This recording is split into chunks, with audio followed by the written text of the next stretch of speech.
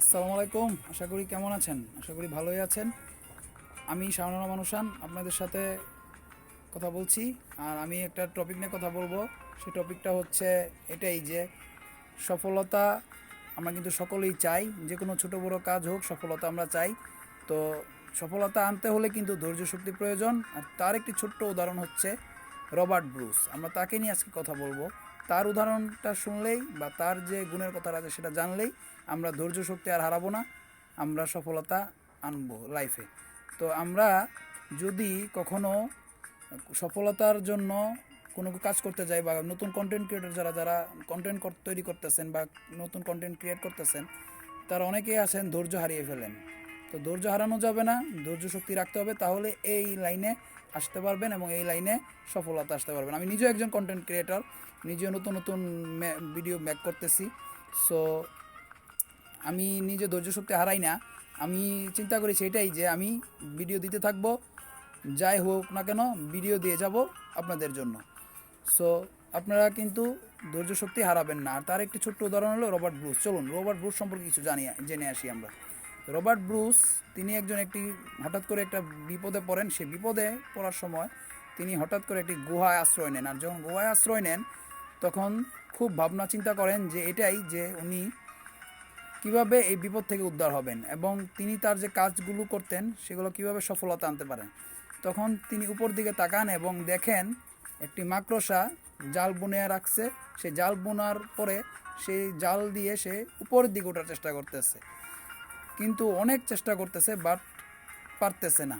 তিনি তাকিয়ে তাকিয়ে তা দেখছেন। একবার দেখছেন, যে তৃতীয়বার দেখছেন, মানে প্রত্যেকবারই সে চেষ্টা করতেছে উপরে ওঠার জন্য। সেই মাকড়সাটি প্রথমবার চেষ্টা করলো, পারলো না। দ্বিতীয়বার চেষ্টা করলো, পারলো না। তৃতীয়বার চেষ্টা করলো, পারলো না। চতুর্থবার চেষ্টা করলো, পারলো না। তো পঞ্চমবার চেষ্টা করলো, তখনও পারলো না। তারপর ষষ্ঠবার মানে চিন্তা করলো যে এবার হবে লাস্ট, এবার হবে শেষ আমার প্রচেষ্টা। এই মাকড়সাটি নিজে নিজে মনে মনে বলল এবং ওঠার চেষ্টা করলো। সেটা তাকে কে দেখছে? রবার্ট ব্রুস দেখছে। তো তারপর দেখলো যে সপ্তমবারেও সে পারলো না। যখন অষ্টমবারের মাথায় মানে পর্যায়ে উঠলো বা মাথায় উঠলো যে সে অষ্টমবার লাস্ট সেই ডিসিশন, যে লাস্ট স্টেপ, সেটা মানে উদ্ধার করে ছাড়বে বা উপরে উঠবেই এবং সফলতা নিবেই, তখন অষ্টমবার জায়গায় বা পর্যায়ে তখন সে উপরে উঠলো। এই মানে এই যে জালটা মানে উপর দিকে উঠলো, জালটা বেয়ে এবং উপর দিকে উঠলো এবং সে সফলতা পেল। তখন রবার্ট ব্রুস চিন্তা করলো, একটি মাকড়সা যদি পারে তাহলে আমি কেন পারবো না? মানুষ তো চাইলেই সব কিছু করতে পারে, চেষ্টা হচ্ছে সব কিছু। তো আমরা ছোটোবেলায় পড়তাম না, একবার না পারিলে দেখো শতবার। তাই শতবার চেষ্টা করতে হবে। এটার একটা কথার কথা যে শতবার চেষ্টা করতে হবে। তুমি একবার চেষ্টা করো, দ্বিতীয়বার চেষ্টা করো, অষ্টমবার চেষ্টা করো, নবমবার চেষ্টা করো, দশমবার চেষ্টা করো, যদি না হয় শতবার চেষ্টা করো।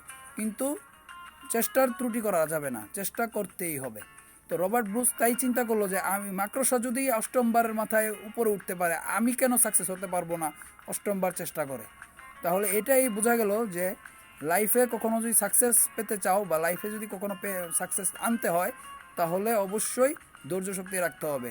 আর রবার্ট ব্রুস হচ্ছে তারই একটি উদাহরণ। আজকে এ পর্যন্তই। আগামী দিনে আবারও নতুন কোনো ভিডিও নিয়ে আসবো। ততক্ষণ পর্যন্ত দেখতে থাকো আমার YouTube channel SR Ushan, Shaonur Rahman Ushan YouTube channel এবং ফেসবুক আইডি